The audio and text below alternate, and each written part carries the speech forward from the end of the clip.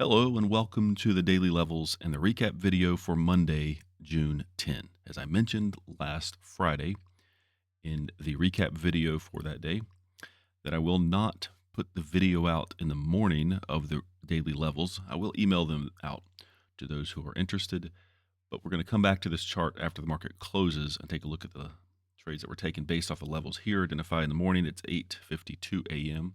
currently.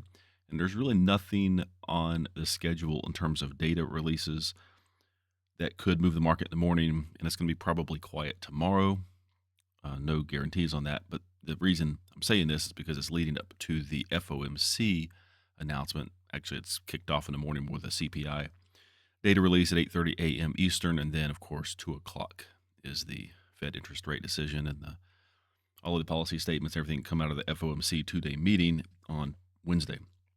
So leading up to Wednesday should be more or less normal. Today could slow down, and then I want to be a spectator at 2 o'clock on Wednesday. But we'll talk about that when the time comes. At this point, here are the levels for today, and there are some intermediate levels in between here. I know they're kind of spread apart, but I want to see what the market does in real time right now.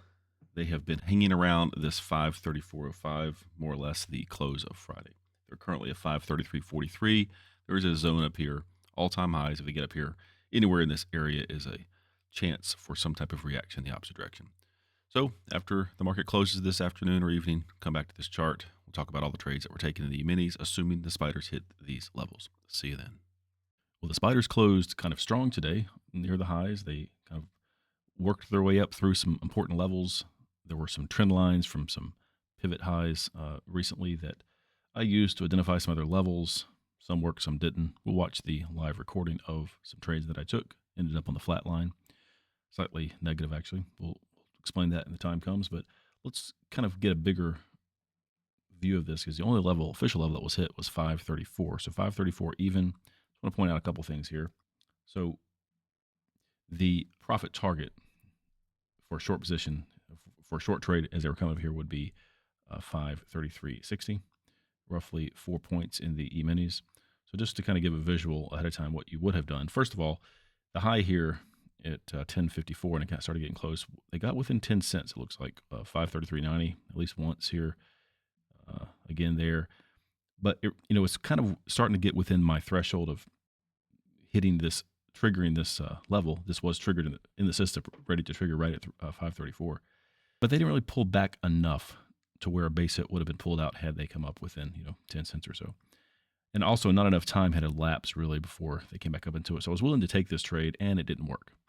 So you'll see what happens in the live recording of it. But playing by the rules, you would have incurred a loss, 6 1/4 or so points, reversed, and it would have pulled you right back up, and you would have had 4 points on a base hit. And that would have been it, really.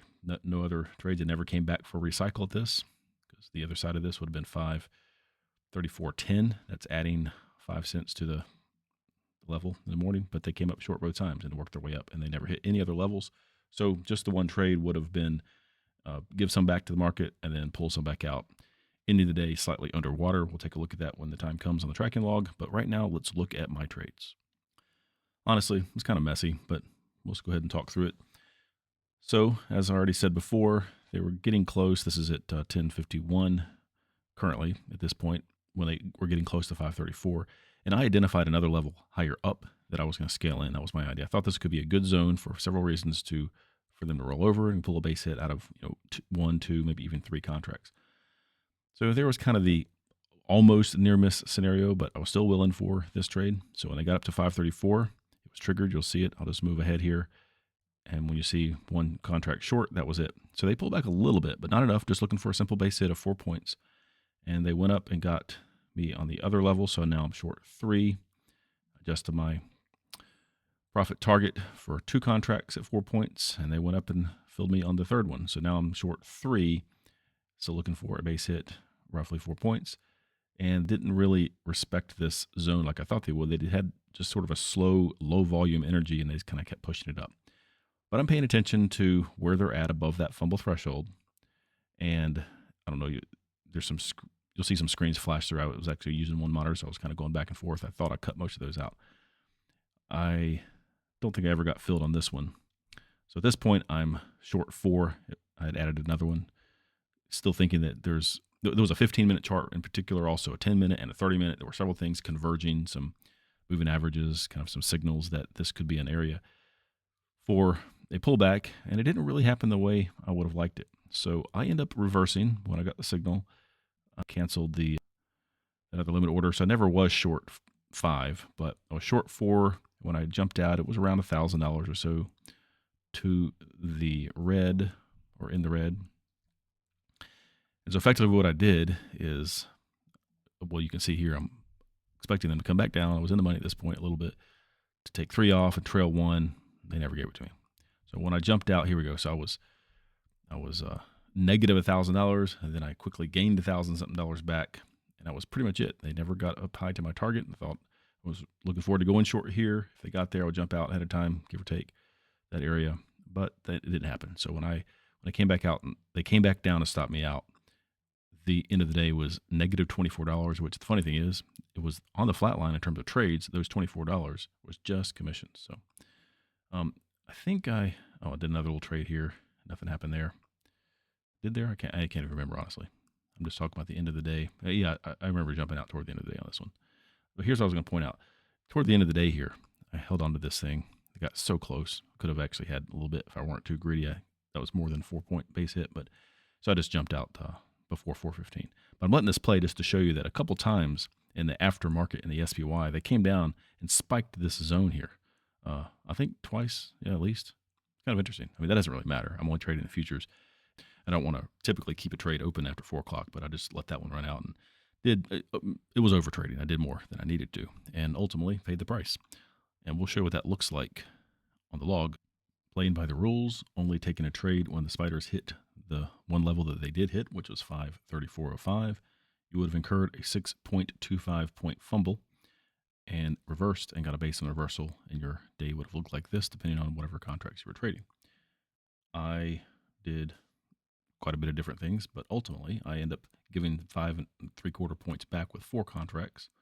So I was in the hole close to $1,100 or so, and then gained 5.75 points back on the reversal and other trades.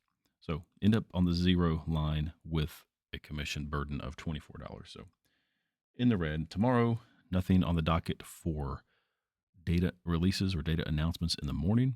However, could be slow, typically is, not always, before the FOMC announcement on Wednesday, which I'll probably repeat more than once before Wednesday morning. So not a very exciting day, but there is a high, the high of Friday, the all-time high, that they maybe are trying to get above or test that high, and we'll find out by tomorrow and Wednesday, and that could be, a catalyst. It could be kind of the point they're going to launch from or break down from. We probably won't know that until Wednesday. But thanks for watching. Don't know if you learned anything. It was kind of over trading on my part, but playing by the rules, it would have been a pretty simple day. Just give a few points back to the market. We'll go back and look at that just so you have that handy. And we'll do this tomorrow again. Provide the levels in the morning via email. I'll put the pre-market video and the post-market video together just like this for one video in the afternoon. I'll do that going forward. I hope this is helpful. Thanks again. See you tomorrow.